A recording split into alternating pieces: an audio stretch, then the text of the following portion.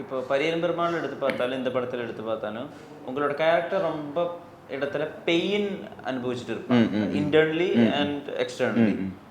அதை லிவ் பண்ணுறது ஆன் ஸ்க்ரீனில் உங்களுக்கு எக்ஸைட்டிங்காக இருக்குமா இல்லை அது ரொம்ப இப்போ நிறைய பெயின் பார்த்து பார்த்து இன்னுமே கொஞ்சம் உள்ள இருக்க பெயின் எல்லாம் வெளியில காமிக்கிறதோட இதுல இருக்கு. ஸோ அந்த அந்த ஃபாரஸ்ட் போர்ஷன் இஸ் லைக் வெளியில கொஞ்சம் காமிக்கிற ஒரு கேரக்டரா இருக்கும். இட் இஸ் நாட் லைக் உள்ள இருக்க பெயின் அதை வெளியில தெரியாம மேட்ச் பண்ற கேரக்டர் இல்லை இந்த ஃபாரஸ்ட் போர்ஷன்.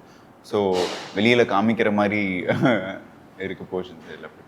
ജിബി മലയാളത്തിന് അല്ലെങ്കിൽ ഇന്ത്യൻ സിനിമയിൽ തന്നെ ഇപ്പോൾ വലിയ പ്രശ്നങ്ങളിലൂടെ ഒരു ക്രിയേറ്റർ എന്നുള്ള രീതിയിൽ ഒരു എഴുത്തുകാരനും സംവിധായകനും കടന്നു പോകുന്നത്. ഇപ്പം ഒരു സിനിമയുടെ പേരിടണമെങ്കിൽ നമുക്കിന്ന് സെൻസർ ബോർഡിൻ്റെ അനുമതി വേണം, അല്ലെങ്കിൽ ഇന്ന ദൈവത്തിൻ്റെ പേരിടാൻ പറ്റില്ല, അപ്പോൾ ദൈവത്തിൻ്റെ പേരിൻ്റെ ലിസ്റ്റ് തരുമോ എന്നൊക്കെ ചോദിക്കുന്നു.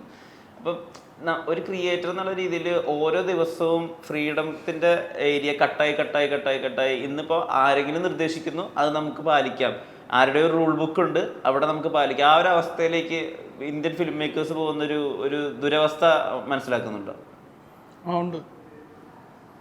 അത് എന്താ പറയുക, നമുക്ക് ഭയങ്കര പേടിയും ആശങ്കയോടുകൂടെയൊക്കെ അതിനെ കാണാൻ പറ്റുള്ളൂ. നമ്മൾ ഇനി എങ്ങനെ സിനിമ ചെയ്യും, പേരിടുന്നതിന് പ്രശ്നം, അതുപോലെ മുസ്ലിം കഥാപാത്രം ഏതോ ദൈവത്തിൻ്റെ പേരുള്ള കഥാപാത്രത്തോട് ചോദ്യം ചെയ്യാം, അങ്ങനെയൊക്കെ വരുമ്പോഴത്തേക്ക് ഇതിനൊരു സെൻസിബിലിറ്റി പോലും ഇല്ലാതെ പോകുന്നു അല്ലേ. പണ്ടൊക്കെ നമ്മൾ കേൾക്കുന്ന സെൻസർ ഇഷ്യൂസ് എന്ന് പറയുന്നത് കുറെ കൂടെ തീവ്രമായിട്ടുള്ള എന്തെങ്കിലും ഇഷ്യൂസ് ഒക്കെ ആയിരുന്നു. ഇതൊക്കെ കേൾക്കുമ്പോൾ നമുക്ക് ഒരേ സമയം ചിരിയും വരുന്നുണ്ട്.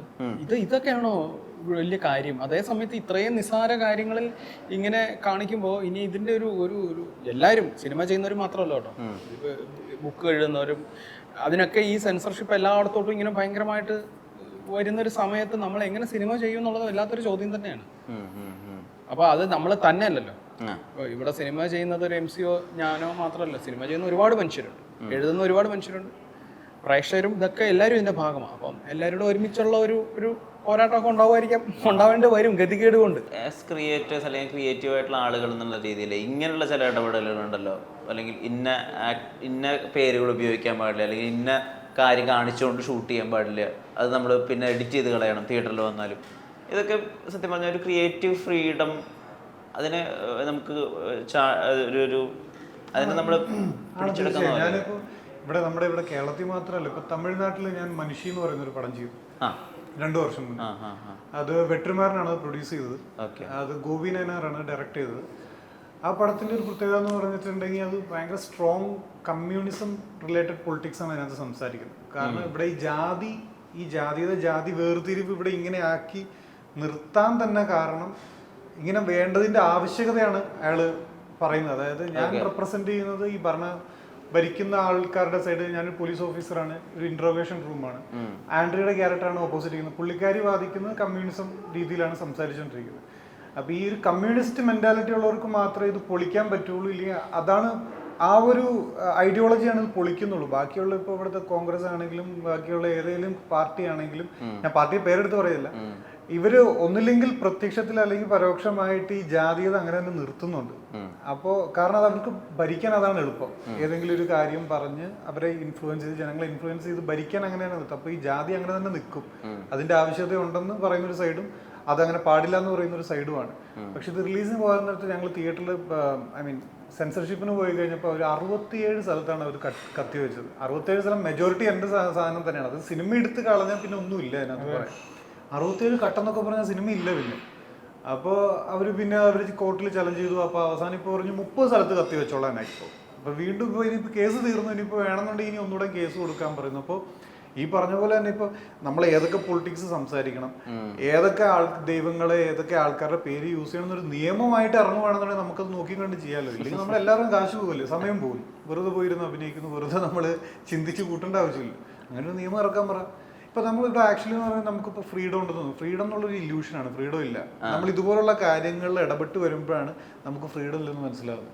നമുക്ക് എന്തൊക്കെ പറയാൻ പാടില്ല, നമ്മൾ ആൾക്കാരുടെ വികാരം വ്രണപ്പെടുവോ, ആൾക്കാരെ എന്ത് ചെയ്യാൻ പാടില്ല, അത് ഈ പറയുന്ന പോലെ ഫ്രീഡം ഓഫ് ചോയ്സോ ഫ്രീഡം ഓഫ് സ്പീച്ച് ഒന്നും ഇവിടെ ഒന്നും ഇല്ല. വെറുതെ തോന്നണതാണ്.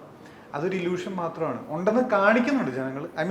ഭരണം പറയുന്നുണ്ട് നിങ്ങൾക്ക് ഭയങ്കര ഫ്രീഡം ഉണ്ട് ഇവിടെ നമുക്ക് തോന്നണ അങ്ങനെയൊന്നുമില്ല. വിചാരിക്കുന്നുണ്ടോ നമുക്ക് ഒരിക്കലും ഇനി നിർമ്മാല്യത്തിലെ പോലെ ഒരു ക്ലൈമാക്സ് ഇനി ഉണ്ടാക്കാൻ പറ്റില്ലെന്ന്? അതിനേക്കാളും ഭീകര ക്ലൈമാക്സ് ഉണ്ടാവുമെന്നാണ് ഞാൻ വിചാരിക്കുന്നത്. ഞാൻ ഉണ്ടാക്കുമെന്നല്ല കേട്ടോ പറഞ്ഞതിൻ്റെ അർത്ഥം. നമ്മുടെ പുതിയ പിള്ളേർ വന്നിട്ട് അതിനെയൊക്കെ പൊളിക്കുന്ന പരിപാടികൾ ചെയ്യും. ഈ സെൻസർ ബോർഡിനോട് 100 ചോദ്യങ്ങൾ ചോദിക്കുന്ന പിള്ളേർ വരും. നാളെ വരും, മറ്റന്നാൾ വരും എന്നല്ല ഞാൻ പറയുന്നത്. ഇതിന്റെയൊക്കെ ആഫ്റ്റർ എഫക്ട്സ് അത് തന്നെ ആയിരിക്കും തീർച്ചയായും. നമ്മൾ വളരെ നന്നാവാൻ പോകുന്നു എന്നുള്ളതിന്റെ കുറച്ച് സൂചനകൾ തന്നെ ഇത്. കാരണം ഇതിനെയൊക്കെ നമ്മൾ ചോദ്യം ചെയ്യും. ഇത് പെട്ടെന്നുണ്ടാകുന്ന ഒരു മാറ്റമല്ല കേട്ടോ. ഇപ്പൊ ഞാൻ ജീവിച്ചിരിക്കുമ്പോൾ അത് കാണാൻ പറ്റുമെന്ന് തന്നെ എനിക്ക് അറിയത്തില്ല. നമുക്ക് നമ്മുടെ ഒരു കാലഘട്ടത്തിൽ ഇതെല്ലാം മാറും. ഇത്തരം ചോദ്യങ്ങൾ കൂടുതൽ ചോദിക്കും ബോധമുള്ള ഒരുപാട് മനുഷ്യരുണ്ടല്ലോ. പിന്നെ ഞാൻ പറഞ്ഞില്ല, ആരും ഒറ്റയ്ക്കല്ലല്ലോ. ഇപ്പൊ ഒരു ഫിലിം മേക്കർ ഒരു ഇഷ്യൂ ഉണ്ടാകുമ്പോൾ അയാൾ ഒറ്റയ്ക്കാകത്തില്ല. ബാക്കി എല്ലാ മനുഷ്യരും ഒരു സൊസൈറ്റിയുടെ സപ്പോർട്ട് അവിടെ ഉണ്ടാവും. നമ്മൾ കാണുന്നതാണല്ലോ, കേരളത്തിൽ പ്രത്യേകിച്ച് നമ്മൾ കാണുന്നതാണ്. ഒരു ഇഷ്യൂ ഉണ്ടാകുമ്പോൾ എല്ലാവരും ഒരുമിച്ച് നിൽക്കുന്ന അത് മതിയല്ലോ. അത് തന്നെ വലിയ ധൈര്യം. ഇപ്പൊ ഇവരൊക്കെ ഈ പേടിപ്പിക്കുന്നത് എന്താന്ന് വെച്ചാല്, ഇപ്പൊ ഒരു സിനിമയ്ക്ക് ഇങ്ങനെ ഒരു പ്രശ്നം വന്നു. സോ സിനിമ എന്ന് പറയുന്നത് നമുക്ക് മറ്റു ആർട്ട് ഫോം വെച്ച് കമ്പയർ ചെയ്യുമ്പോൾ കുറെ കൂടെ ഇൻവെസ്റ്റ്മെന്റ് വേണ്ട ഒരു സംഭവം. സ്വാഭാവികമായിട്ടും പ്രൊഡ്യൂസേഴ്സിന് ഈ ഭയങ്കര പ്രശ്നമുള്ള സിനിമകൾ നമ്മൾ ചെയ്യണോ എന്നുള്ളൊരു തോന്നലൊക്കെ ഇത് തന്നെയാണ് ഇവർ ട്രൈ ചെയ്യുന്നത്. ഞങ്ങൾക്ക് ഇഷ്ടമുള്ള സിനിമ മാത്രം ഇവിടെ ഉണ്ടായാൽ മതി എന്നാ പറഞ്ഞുകൊണ്ടിരിക്കുന്നത്. കുറച്ചാളൊക്കെ അങ്ങനെ പോകും. അത് കഴിയുമ്പോൾ നമ്മൾ നേരത്തെ പറഞ്ഞ പോലെ നല്ല നല്ല പണികൾ പിള്ളേർ ചെയ്യും. നിങ്ങളുടെ അടുത്തടുത്ത പ്രൊജക്ട്സ് എന്നാ? അടുത്ത I'm doing Ishkoda remake I'm doing in Tamil. Director Shivana, he has done Zero or film in Tamil. Okay, all the best. Maharaja's producer is ഒരു 3-4 months. But I really like that film. ഒരു universal subject ആണ്. Then one more film in Tamil and also a series I'm doing for Hotstar. It's a biopic of a gangster. Biopic of A gangster. Nice. എപ്പോഴാ ഇനി അടുത്ത cinema? ഈ വർഷം അവസാനമൊക്കെ ആവുമായിരിക്കും, അല്ലെ അടുത്ത വർഷം ആദ്യമൊക്കെ ആവുമായിരിക്കും. ഇങ്ങനെ എഴുത്ത് പരിപാടികൾ ഒക്കെ നടക്കുന്നേ ഉള്ളൂ. അതിൽ താങ്ക് യു സയൻസ് എഴുതി കാണിക്കുക തുടക്കത്തിൽ. അത് ഒരു പടത്തിൽ എഴുതി കാണിച്ചു. എല്ലാ പടത്തിലും അങ്ങനെ ഓരോന്ന് മാറി മാറി എഴുതി കാണിക്കും. കാതലിന് ലവ് എന്ന് എഴുതി കാണിച്ചു. പിന്നെ ശ്രീധന കാറ്ററിംഗ് സർവീസ് എന്നൊരു സിനിമ ചെയ്താൽ ഫുഡ് ഹംഗ്രി എന്ന് എഴുതി കാണിച്ചു. ഞാൻ അടുത്ത പടം വരട്ടെ, എന്തെങ്കിലും എഴുതാം. ഹക്കിം എന്തൊക്കെയാണ്? ഒരുപാട് ഷൂട്ട് ചെയ്യുന്നുണ്ടല്ലേ? ഇപ്പൊ ജിത്തു സാറിന്റെ പടം മിറാഷിന്റെ റിലീസ് ഉണ്ട്. പിന്നെ മീശ, ഇത് രണ്ടുമാണ് ഇപ്പൊ റിലീസ്. നോബഡിയിലില്ലേ? നോബഡി ഷൂട്ട് നടക്കുന്നതല്ലേ? ഷൂട്ടിങ്ങിൽ ഒരുപാടില്ല. ഇല്ലില്ല, നോബഡി ഷൂട്ട് നടന്നുകൊണ്ടിരിക്കുന്നു. പിന്നെ പെണ്ണുകേസ് എന്ന് പറയുന്നത് കഴിഞ്ഞല്ലോ അല്ലേ? എല്ലാ സിനിമകൾക്കും വലിയ വിജയങ്ങൾ ഉണ്ടാവട്ടെ. മീശ വിജയിക്കേണ്ടത് എന്തായാലും വലിയ ആവശ്യമാണ്. കാരണം ഇങ്ങനെയുള്ള സിനിമകൾ സംസാരിക്കപ്പെടേണ്ടത് ഈ കാലഘട്ടത്തിൻ്റെ ഒരു അനിവാര്യതയായിട്ട് നമ്മൾ മനസ്സിലാക്കുന്നതാണ്.